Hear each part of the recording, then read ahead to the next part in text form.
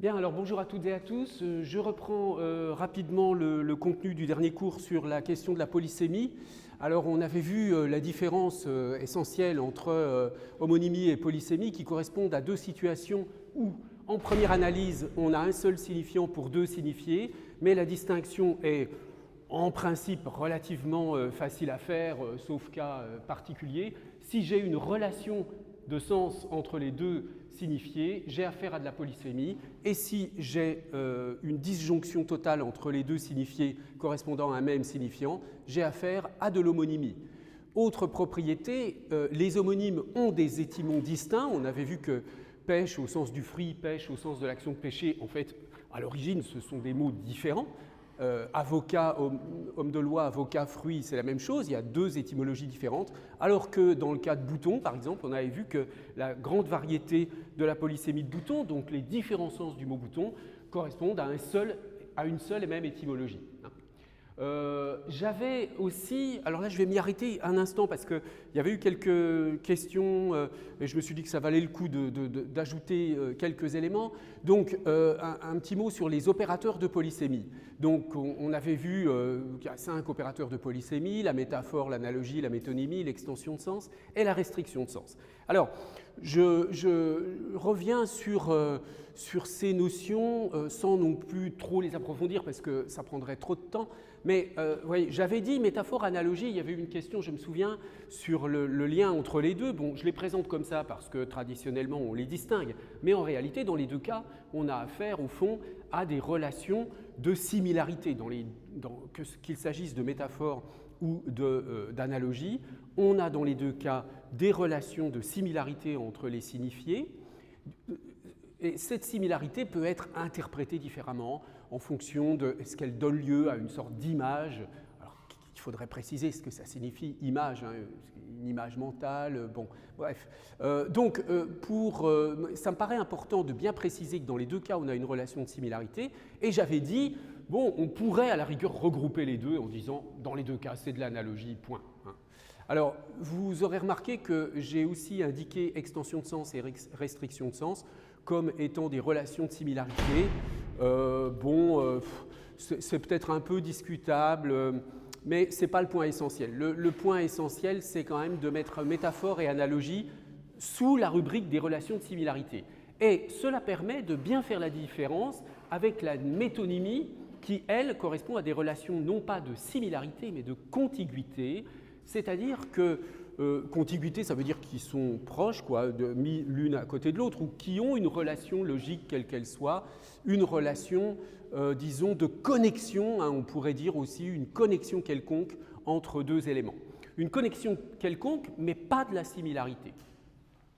Et là, je me souviens qu'un étudiant avait posé la question de la distinction entre synecdoque et métonymie. Et j'avais répondu simplement que la synecdoque était un cas particulier de métonymie. Et je voudrais juste donner quelques précisions sur ce point. Parce que j'ai vérifié un peu, c'est vrai que dans ce qu'on trouve sur Internet, on trouve des choses un peu confuses. Hein. Donc je donne quelques précisions. En fait, les linguistes, en particulier en linguistique cognitive, n'utilisent quasiment pas le terme de synecdoque. Hein. Le terme de synecdoque, il est réservé, il est encore utilisé parfois dans les approches traditionnelles des figures de style, ou alors peut-être pour des linguistes qui auraient une théorie très spéciale qui conduirait, pour des raisons complexes, à une distinction fondamentale entre métonymie et synecdoque. Mais en réalité, dans les deux cas, en fait, on a des relations de connexion dans un sens, alors de connexion ou de contiguïté, dans un sens, mais très varié. Hein. Alors vous voyez par exemple ici, j'ai indiqué, en me basant sur un petit article déjà ancien, mais bon j'ai pris un peu le premier article de linguistique qui me venait, parce que je ne veux pas spécialement approfondir cela, mais ça rappelle des choses tout à fait classiques. Hein. Dans les relations métonymiques, alors on a par exemple la relation entre la matière et la chose. Par exemple, appeler une épée le fer. Hein. Vous voyez, dans les tragédies classiques, on a ça. Donc là, je désigne par le nom de la matière l'objet fait dans cette matière. Donc vous voyez, la relation entre la matière et l'objet, c'est une relation qu'on dit il y a une connexion entre la matière et l'objet, il y a un lien, mais on ne peut pas dire que l'épée ressemble au fer. Enfin, je veux dire, ça n'aurait pas de sens de dire cela comme ça. Hein. Ce n'est pas du tout une relation de similarité. Ensuite, il y a la relation contenant-contenu. Hein. Boire un verre, je suis allé boire un verre, bon, ben, on ne boit pas le verre, on boit le contenu du verre. Hein. Donc là, on indique le contenant pour le contenu. Vous voyez, là aussi, la relation contenant-contenu, ça n'a rien à voir avec la relation entre la matière et l'objet. Relation entre fabrication et choses fabriquées. Le village de Camembert et le fromage qui s'appelle Camembert. Bon. La cause et l'effet. Par exemple, quand on dit une étude de quelqu'un sur la métonymie, il y a l'idée que la personne elle a étudié la métonymie, l'action d'étudier, mais il y a aussi le texte où l'auteur expose son point de vue. Donc il y a là aussi un lien de connexion évident entre l'étude elle-même et le texte dans lequel l'étude que la personne a faite et le texte dans lequel il présente cette étude.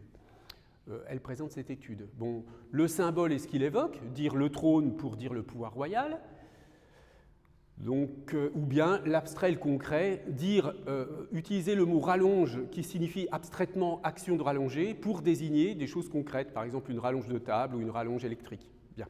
Donc vous voyez qu'on a là une sorte de gamme. Alors rappelez-vous, l'omelette est partie sans payer, hein, donc là c'est aussi une relation de connexion entre une personne et ce qu'elle a mangé. Donc, vous voyez qu'en théorie, on donne des listes comme ça dans les manuels parfois de figures de style, etc. Mais ça n'est absolument pas limité. Le type de connexion possible à établir pour faire une relation de métonymie, c'est en principe illimité. Par exemple, au lieu de dire l'omelette est partie sans payer, le serveur il aurait très bien pu dire la chaise jaune est partie sans payer. Parce que s'il y a une seule chaise jaune dans le café ou dans le restaurant et que la personne qui est partie sans payer était assise sur la chaise jaune, ben, voilà. Alors est-ce qu'il faut rajouter dans la liste personne et objet sur lequel il s'assoit? Enfin, ça n'aurait aucun sens. Bon, donc ça veut dire que les relations dites de synecdoque, qui en fait au départ sont plutôt les relations entre partie et tout, hein, du type apercevoir une voile pour dire un bateau, donc on dit la voile pour la partie du bateau, ou laver la cuisine pour dire qu'on lave le sol ou le carrelage. Hein, quand on lave la cuisine, alors ça dépend, on peut laver la cuisine, toute la cuisine, hein, c'est pas pour une raison quelconque, mais en général, je veux dire, il peut y avoir des situations dans lesquelles on a l'habitude de dire j'ai lavé la cuisine pour dire juste j'ai lavé par terre. Bon. Bon, dans ce cas-là, donc le sol de la cuisine est une partie de la cuisine. Bien. On peut aussi avoir l'espèce pour le genre, donc on peut dire la saison des roses pour dire la saison des fleurs, ou les mortels, hein, par rapport aux dieux, pour dire les êtres humains. Bien, en fait, vous voyez bien que ces relations de synecdoque, elles ne font juste que s'ajouter à la liste de toutes les connexions possibles, et c'est pour cette raison que les linguistes ne font pas vraiment de différence entre métonymie et synecdoque. À mon avis, il n'y a pas de différence fondamentale. Ce sont simplement des relations de connexion en plus. Hein, et encore une fois, la liste des connexions possibles ou des contiguïtés mentales, hein, là il s'agit de contiguïté qui peut être contiguïté physique, c'est-à-dire la contiguïté entre deux mots dans une phrase. Hein. Quand on parle de contiguïté, on peut parler de ça, de la contiguïté de mots dans une phrase. Mais on peut parler aussi de contiguïté mentale, c'est-à-dire de proximité entre deux choses. Et finalement, vous voyez, il y a une espèce de clivage totalement fondamental, à mon avis, entre la similarité d'un côté et la contiguïté de l'autre. Hein. Jacobson a écrit des textes un peu là-dessus, mais l'opposition est plus profonde qui pourrait paraître de prime abord. En réalité, quand vous prenez deux objets quelconques dans le monde, ben, finalement, les deux relations fondamentales qu'il peut y avoir entre ces deux objets, ça peut être soit ils se ressemblent, soit ils ont une relation, une connexion entre eux. Hein.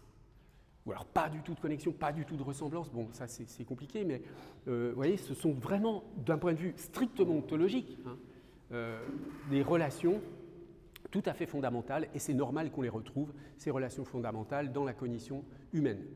Alors, on avait vu, pour compléter d'une manière un petit peu plus technique, pour aller au-delà de ce qu'il y a dans les manuels de sémantique, un petit peu pour vous donner un petit aperçu de ce qu'on étudie quand on fait de la linguistique un peu plus approfondie, des problèmes théoriques liés à la polysémie. Vous voyez, quand on a fait la différence entre homonymie et polysémie, comme je l'ai fait tout à l'heure, en disant que dans un cas, il y a disjonction des signifiés, dans l'autre cas, il y a un lien entre les signifiés, en réalité, on n'a pas tout dit. Parce qu'il y a d'autres situations dans lesquelles on peut avoir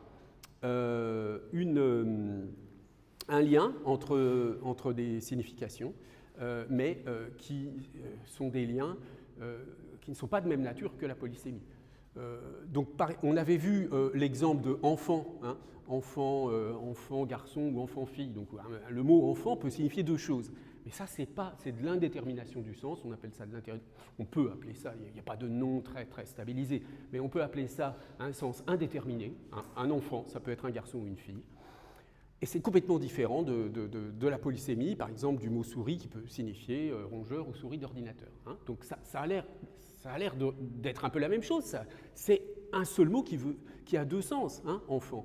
Mais ce n'est pas de la polysémie. Donc vous voyez, on approfondit un petit peu en disant qu'il faut une non-unifiabilité. Bon, donc c'est clair, le mot polysémique, il renvoie en termes de catégories, à deux catégories différentes, qui de toute façon ne peuvent pas être unifiées sous une seule catégorie. Que vous parliez de la souris d'ordinateur ou de la souris le rongeur, il n'y a pas une catégorie générale dans laquelle vous pourriez, une catégorie du monde, dans laquelle vous pourriez, ou même mentale. La seule catégorie un peu artificielle qui pourrait les rejoindre, les réunir, c'est que ça s'appelle souris. Bon, ça se nomme souris. Bon, d'accord, mais ça ne dit rien ontologiquement sur les objets. Ils n'appartiennent pas à la même catégorie. Sauf si vous pensez à une espèce de catégorie purement linguistique qui serait tout ce qui s'appelle souris. Oui, là, d'accord, il y a une catégorie un peu métalinguistique dans laquelle ces mots existent. Mais il n'y a pas de catégorie qui ne soit pas purement linguistique qui permette ça. Et ça marche avec n'importe quel type de polysémie. Le blaireau, là, le pinceau en poil de blaireau et l'animal blaireau sont deux objets de catégories mentales complètement différentes, même si elles ont un lien. Bon, alors il y avait une autre propriété, alors on en a parlé un tout petit peu avec les exemples de métonymie que je vous ai donnés. Il faut vraiment, pour qu'on puisse parler de polysémie d'un mot, que ce soit en quelque sorte dans le dictionnaire, que ce soit vraiment attaché à l'unité lexicale, la polysémie, que ça ne vienne pas d'un emploi en discours.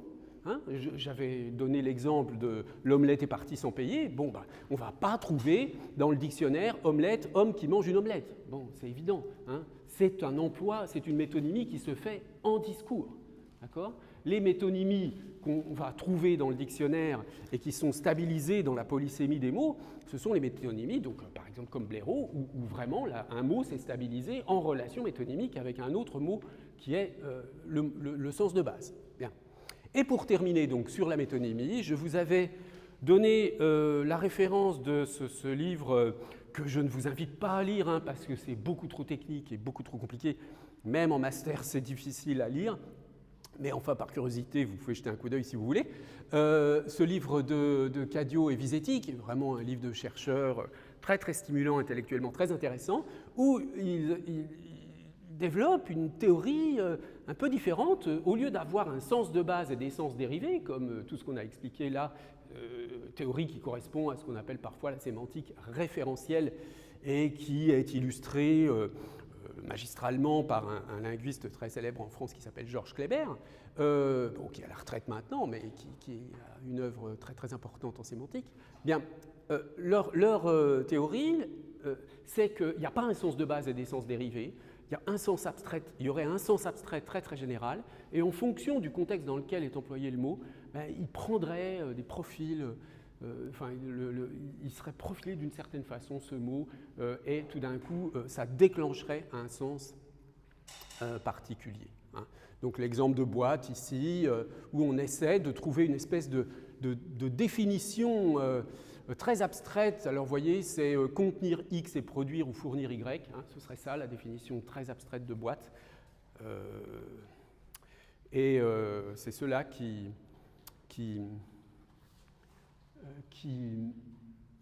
pourrait être une alternative à l'idée d'avoir un sens de base. Donc là, c'est une vision un peu démocratique de la sémantique. Hein. Il n'y a pas un sens initial, premier, auquel tous les autres se réfèrent. Tous les sens sont à égalité, et simplement, ce sont des variations sur un sens de base très abstrait. Bon, alors ce n'est pas une théorie encore très très utilisée, mais c'est une interprétation de la linguistique guillaumienne un peu particulière. On y reviendra. Donc, j'avais conclu avec quelques remarques finales.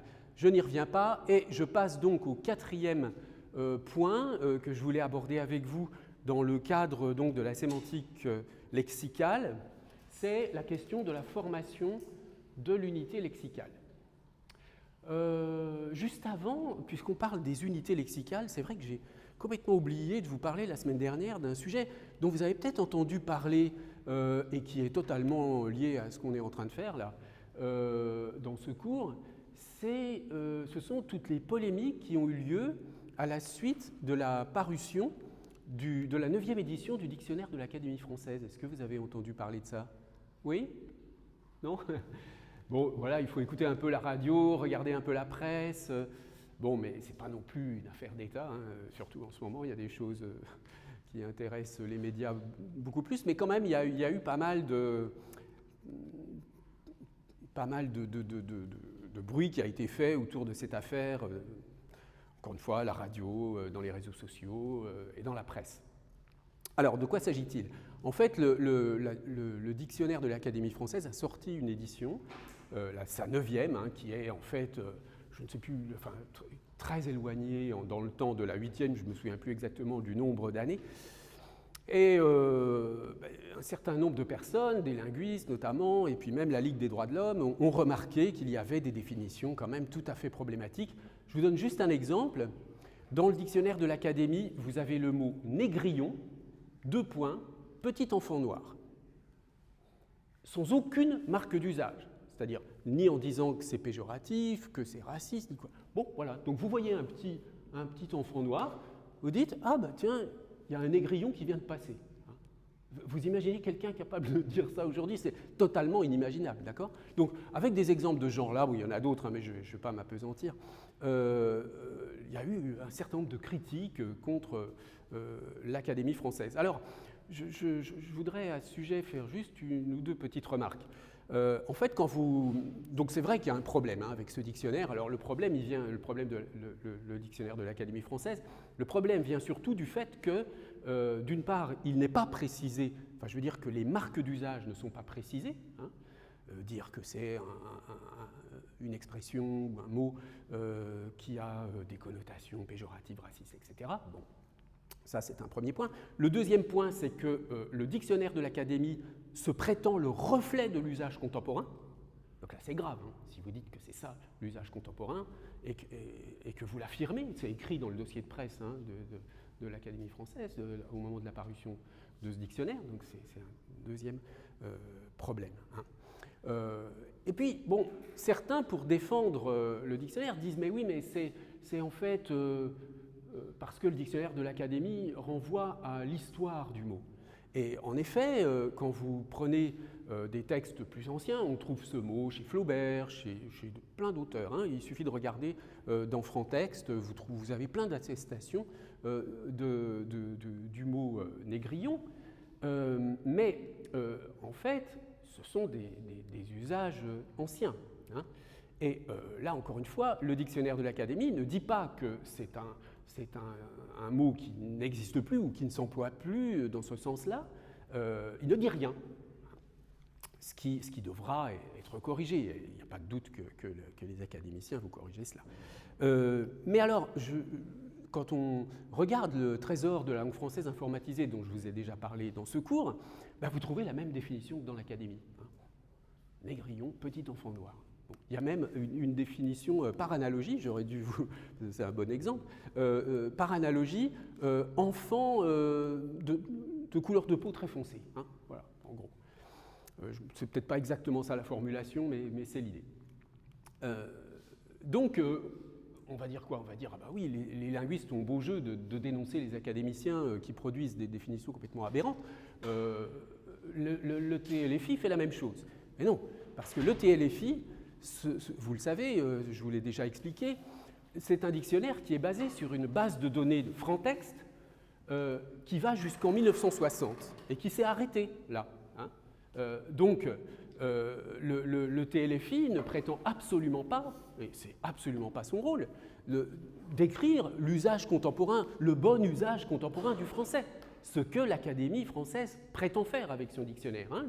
Le rôle des académiciens, c'est de dire, nous, on veut décrire le bon usage de tout le monde, même recommander certains usages, à partir du lexique notamment, et certains usages contemporains. Hein. Donc, c'est ça la grande différence. Le TLFI, c'est un dictionnaire pour les chercheurs qui est fondé sur une base de données avec des textes qui vont, je crois, du XVIe ou même peut-être même certains du Moyen-Âge, je ne me souviens plus exactement, mais jusqu'à 1960. Et à partir de tous ces textes, voilà ce qu'on produit comme signification. Hein. Donc ça veut dire quoi? Ça veut dire que jusqu'en 1960, à peu près, on pouvait employer le mot négrillon comme ça, sans que ça pose de problème moral à quiconque. Hein. Bien. Alors, c'est intéressant de clarifier cela parce que la façon dont les choses sont présentées dans la presse sont parfois un peu trompeuses parce qu'on a l'air d'opposer les académiciens aux linguistes, mais en réalité, simplement, les linguistes sont là pour alerter quand il y a des erreurs qui sont commises au sujet du langage. Bon, les linguistes n'interviennent que très très rarement dans la presse, hein, bien sûr, ou dans les médias, parce que notre rôle est plutôt à l'université. Mais quand ça arrive, c'est parce qu'il y a quand même des choses qui touchent à la question du langage et qui sont importantes. Bon, donc on est là pour dire, attention, il y a des choses qui ne fonctionnent pas. Mais ça ne veut pas dire que les académiciens sont nuls. Hein. Je veux dire, ils ont leur talent à eux qui provient d'une très bonne connaissance de la langue française, mais intuitive, non pas théorique, fondée sur des analyses, fondée sur des connaissances de l'histoire de la linguistique ou de l'histoire de la langue française, mais une connaissance intuitive d'auteurs, d'écrivains, etc. Et c'est précieux cette connaissance aussi, mais c'est autre chose. Donc bien sûr que idéalement, ce qu'il faudrait, c'est une sorte de coopération, de collaboration entre les linguistes et les écrivains. Et je tenais juste à vous dire cela parce que au lieu de donner l'impression d'une collaboration possible, les médias renvoient plutôt une espèce de tension entre linguistes et académiciens. Mais bon, vous voyez, ce sont des choses comme ça. Alors il y a aussi d'autres exemples autour de race, autour de hétérosexualité qui est définie comme étant la sexualité normale, en gros. Hein. Donc ça veut dire que tout ce qui n'est pas hétérosexuel, c'est pas normal du tout. Un certain nombre de choses comme ça qui ont été relevées par des collègues. Bon. Donc, voilà pour la petite affaire lexicologique de l'Académie. Bon, c'est important de définir les mots correctement, hein, surtout quand on prétend représenter l'usage. Bien, alors, premier point sur la description justement du sens des mots, comment on présente les mots dans les dictionnaires ou dans les ouvrages de linguistique. Bon, le premier point, c'est d'abord de rappeler les notions de base au sujet des morphèmes. Alors, d'abord, la distinction morphèmes lexicaux, morphèmes grammaticaux, j'en ai déjà parlé, hein, je ne vais pas insister, on a vu qu'il y avait des frontières parfois un peu poreuses entre ces deux types de morphèmes. Il y a une autre distinction qu'on utilise souvent entre morphèmes libres et morphèmes liés. Hein. Les morphèmes libres, c'est par exemple précaire, c'est un morphème libre, ça s'emploie sans avoir besoin d'être relié à un autre morphème. Alors que précar, par exemple, dans précarité, ce n'est pas un morphème libre. Précar, ça ne peut pas s'employer tout seul, il faut le suffixe it pour pouvoir l'employer. Mais il y a bien deux morphèmes, il y a précar et it. Tous les deux, précar et it, sont des morphèmes liés. Alors, une partie des morphèmes liés sont les affixes, les préfixes, les suffixes. Pas tous les morphèmes liés. C'est un peu trompeur ce que j'ai indiqué, j'ai dit morphème lié affixe, mais précar, c'est la base. La base où... Alors ensuite, on a une distinction entre affixe flexionnel et affixe dérivationnel parmi les morphèmes liés. Donc, les affixes flexionnels, ça va être quoi? Ça va être par exemple les marques de pluriel, les marques de genre, masculin, féminin, la conjugaison des verbes, tout ça sont des morphèmes flexionnels. Et les morphèmes dérivationnels, c'est en français, ce sont en français les préfixes et les suffixes. Bien. Bon, donc la distinction est facile à faire. Du point de vue plus linguistique, disons qu'il y a quand même une différence, il y a quand même une série de différences. Avec un affixe flexionnel, je veux dire, vous mettez un mot au pluriel, vous ne créez pas un mot nouveau. C'est une autre forme d'un même mot. Alors qu'avec un affixe, par exemple, vous partez de sécher et vous fabriquez séchage, vous fabriquez un autre mot. Donc il y a quand même une différence entre ces deux types d'affixes, flexionnels et dérivationnels, qui est très importante. Dans un cas, on a création d'un mot nouveau, et dans l'autre cas, on a simplement une autre forme d'un même mot. Bon, par ailleurs, il y a une régularité dans les affixes flexionnels qu'on n'a pas dans les affixes dérivationnels. Bon, par exemple, pour les affixes flexionnels, prenez le pluriel. Bon, en français, très largement, à part quelques exceptions, avec des pluriels en X, le pluriel est avec un S. La plupart du temps, on ajoute un S, et ça fabrique le pluriel. Bon, pour les noms, les adjectifs, dans le cas des verbes, c'est un peu différent, mais prenons cet exemple. Donc, c'est régulier, il y a une systématicité des affixes flexionnels. Dans le cas des affixes dérivationnels, c'est très différent. Prenez le suffixe age qui fabrique des noms à partir de verbes. Par exemple, sécher, séchage, ou truquer, trucage, balayer, balayage. Donc, on prend un verbe, mettons du premier groupe pour pas compliquer, et on fabrique un nom à partir de ce verbe en ajoutant age. Ben oui, mais on ne peut pas du tout le faire systématiquement. Il y a des milliers de cas où ce n'est pas possible. On ne peut pas faire manger, mangeage, bon, dormir, dormage, ou tricher, trichage. Non, on ne peut pas. Donc il n'y a pas cette régularité avec les affixes dérivationnels qu'on a avec les affixes flexionnels. Il y a une prévisibilité qui n'est pas aussi grande, et d'ailleurs, c'est une source d'extension parfois analogique. Vous voyez, parce qu'après tout, un mot comme trichage aurait pu exister dans la langue française. Il est bien formé. Il est bien formé, le mot trichage. Je veux dire, tricher plus age, c'est comme balayer plus age, par analogie, on pourrait dire trichage.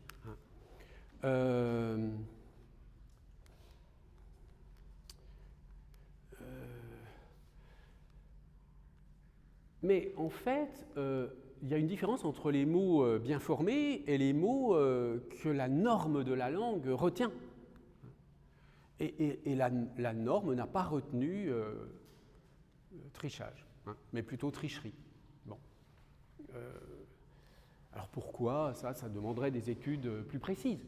Mais voyez que là, on a la source de toutes sortes de problèmes très complexes pour savoir pourquoi une suffixation se fait d'une façon ou d'une autre. Est-ce que ça vient du fait que le suffixe age fonctionne pour produire certains types de noms et pas d'autres? Enfin bref, voilà. Mais en tout cas, ce que je veux simplement dire ici, c'est souligner la différence entre les affixes flexionnels et dérivationnels, au sens où les affixes dérivationnels n'ont pas une systématicité qu'ont les affixes flexionnels. Bon, et puis les affixes flexionnels, c'est une liste fermée. Pour fabriquer du féminin ou du pluriel, vous avez quelques morphèmes, un petit nombre, et c'est difficile d'inventer de nouvelles formes de pluriel ou de genre, etc. Bien. Alors ensuite, en termes de vocabulaire technique, on a parmi les affixes dérivationnels la distinction entre préfixe et suffixe. Il y a aussi les infixes, mais ça n'existe pas en français. Hein. Les infixes, c'est quand vous avez alors j'ai mis S, mais j'aurais dû mettre I. Hein. Quand vous avez une espèce quand vous avez votre affixe qui est entre deux bases. Hein. Mais en français, on a seulement le cas des préfixes qui précèdent la base ou des suffixes qui suivent la base. Alors, il faut distinguer la base du radical. Là, c'est une distinction qui est un peu flottante, mais qui s'est quand même stabilisée dans les études en morphologie, en tout cas en France. Hein. La base, c'est un mot, d'accord ? C'est un mot de la langue, la base. C'est le mot d'où vient le dérivé. Bon, par exemple, pour fabriquer nationalisation, vous êtes parti du mot nation. Pour fabriquer précarité, vous êtes parti du mot précaire.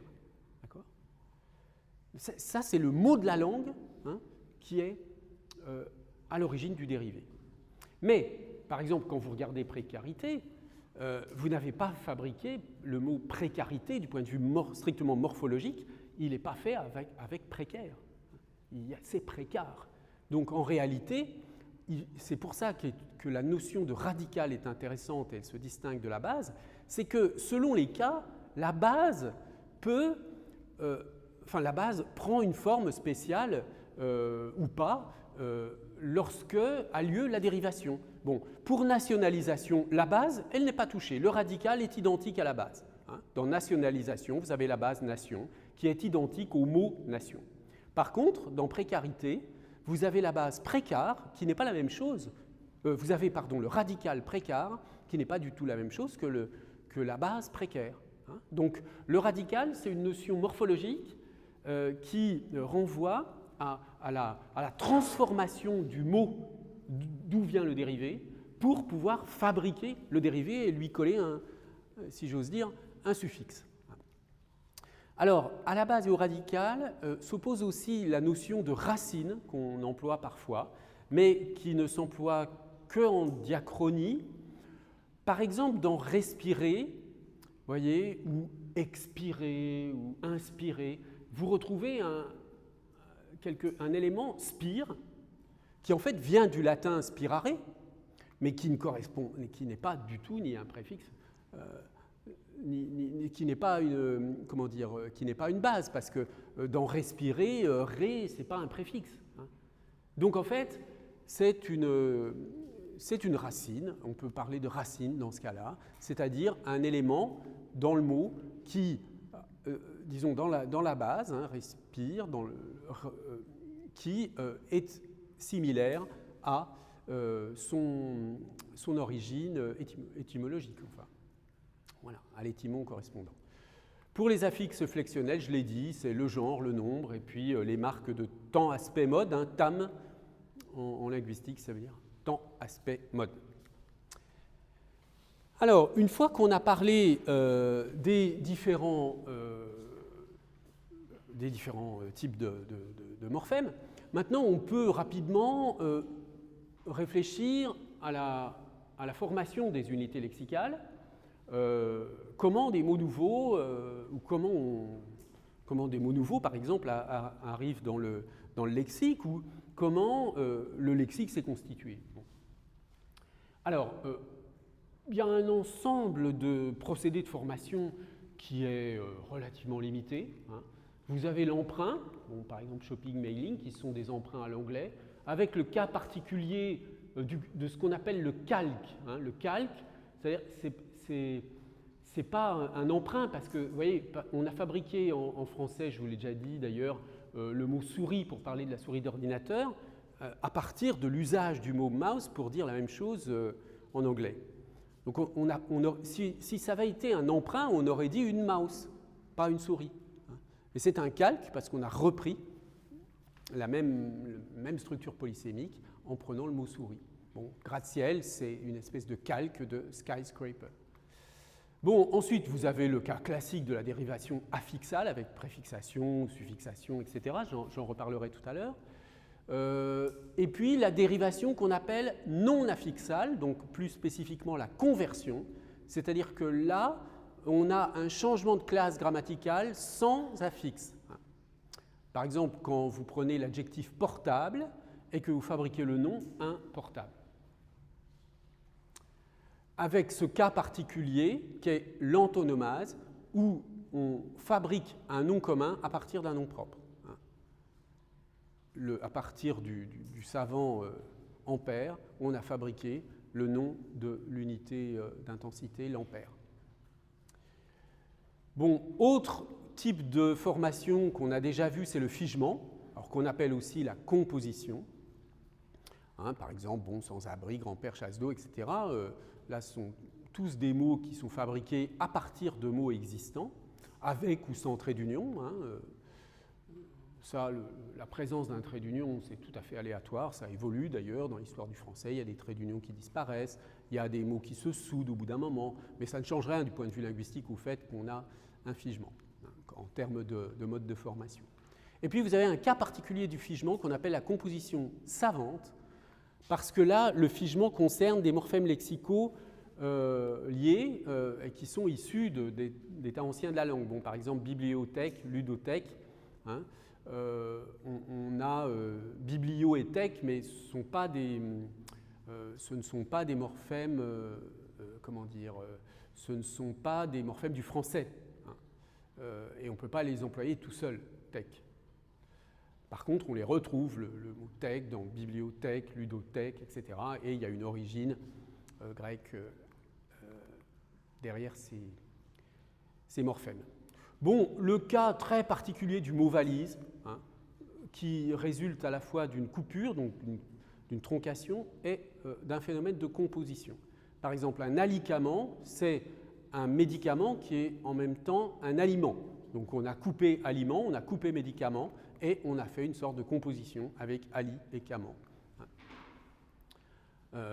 C'est ça qu'on appelle le mot valise. Alors, j'ai souvent entendu dans les médias des gens qui utilisent le sens de mot valise d'une manière totalement inappropriée pour dire que c'est un mot polysémique en fait. Parfois, il y a des gens qui disent que c'est un mot valise, ça veut dire beaucoup de choses. Vous avez déjà entendu ça?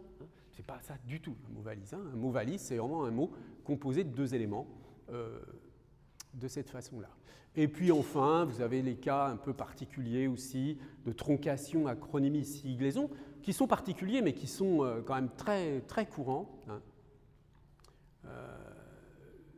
D'ailleurs, il n'y a pas très longtemps, j'ai assisté à une présentation de thèse d'un doctorant qui travaillait sur la siglaison dans le rap. Dans la musique rap contemporaine, il y a énormément d'utilisation de sigles et les linguistes se demandent un petit peu pourquoi. Bref. Alors, troncation, donc, c'est quand on coupe le mot, périph' au lieu de périphérique, appart au lieu d'appartement. Ce sont des procédés extrêmement courants, qui ne marchent pas avec tout, mais bon, voilà, on se retrouve à l'appart, tout le monde le dit, d'accord ? Mais on ne coupe pas n'importe quoi. Je ne sais pas, par exemple, on ne dit pas monte dans la voite pour dire monte dans la voiture. Bien, donc il y a quand même des situations particulières dans lesquelles les mots se prêtent ou pas à de la troncation. Bon, je souligne ça pour dire quel est le problème linguistique intéressant sous la troncation. Ensuite, la siglaison et l'acronymie, alors ça se ressemble, mais voyez la différence. PDG, on prononce les lettres PDG, RATP, la RATP. On ne dit pas la RATP, d'accord ? Alors que UNESCO, vous ne dites pas l'UNESCO. Donc c'est comme ça qu'on peut distinguer la siglaison et l'acronymie. L'acronymie, on prononce le sigle comme si c'était un mot. Bien. Alors, maintenant, les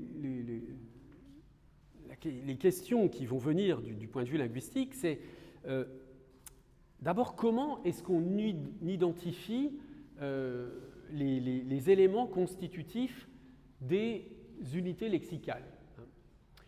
Comment est-ce qu'on fait pour couper un mot? Pourquoi est-ce que, par exemple, détordre, on peut dire que c'est dé plus tordre, mais on ne peut pas dire que déterminer, c'est dé plus terminer. Ça ne marche pas. Déterminer, ce n'est pas dé plus terminer. détordre, ça marche, dé plus tordre, parce qu'on peut fabriquer retordre, et puis on sait que dé existe dans d'autres, comme faire, défaire, etc., avec le même sens. Hein. Donc il y a ces trois propriétés, la paradigmaticité, la compositionnalité et la minimalité. Donc, pour la paradigmaticité, ce sont des termes un peu techniques pour dire des choses relativement simples. Hein. Il faut que, par exemple, il y ait un préfixe reconnu qui existe dans d'autres mots. Bon, ça marche pour détordre parce que vous avez des qui se trouve dans beaucoup d'autres mots. Donc, j'ai donné l'exemple de défaire, mais on pourrait en trouver plein d'autres. Mais ça ne marche. Mais le dé n'a pas ce sens-là dans déterminer. Hein. Déterminer, ce n'est pas faire le contraire de terminer. D'accord ? Ça ne marche pas comme ça. Ensuite, il y a la compositionnalité. Il faut que le sens global soit résulte du sens du préfixe et de la base. Donc détordre, ça marche parce qu'il y a dé qui signifie faire une opération à l'envers, en quelque sorte, hein, et tordre qui garde son sens dans détordre. D'accord ? Donc ça, c'est la compositionnalité. Puis la minimalité, simplement, il faut couper jusqu'au bout. Hein. Et on voit bien que dans détordre, j'ai dé plus tordre, je ne peux pas segmenter tor et dre. Hein. Dre n'est pas un suffixe dans détordre. Donc vous voyez, il y a quand même un certain nombre de problèmes pour savoir comment je dois découper. Alors, déterminer, oui, ça se segmente en latin, parce qu'il y a dé et terminus, mais pas en français. Hein, parce que le sens de terminer n'a pas de rapport direct avec déterminer. Donc ça veut dire qu'il faut bien faire attention à la distinction entre la perspective synchronique et la perspective diachronique quand on fait des découpages morphologiques. Et je signale un problème alors strictement morphologique là, de variation des morphèmes, en particulier des préfixes. Vous voyez, le préfixe négatif, in, on le retrouve sous des formes très variables, hein. IL dans illégal, IM dans impossible, IR dans irréel. Donc c'est ce qu'on appelle des allomorphes, hein, les allomorphes du préfixe négatif 1, IN.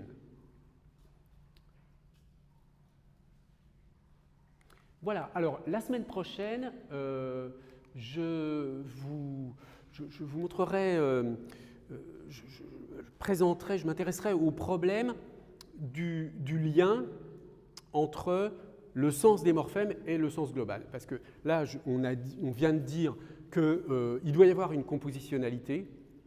Bon, c'est le principe de base. Mais quand on regarde un petit peu dans les détails, il y a quand même des difficultés dans cette question de la compositionnalité. Et on va retrouver Et parfois, je veux dire que retrouver le sens du mot à partir du sens de ces morphèmes, ça n'est pas si facile que ça. Et on verra dans quel cas la situation est un petit peu compliquée.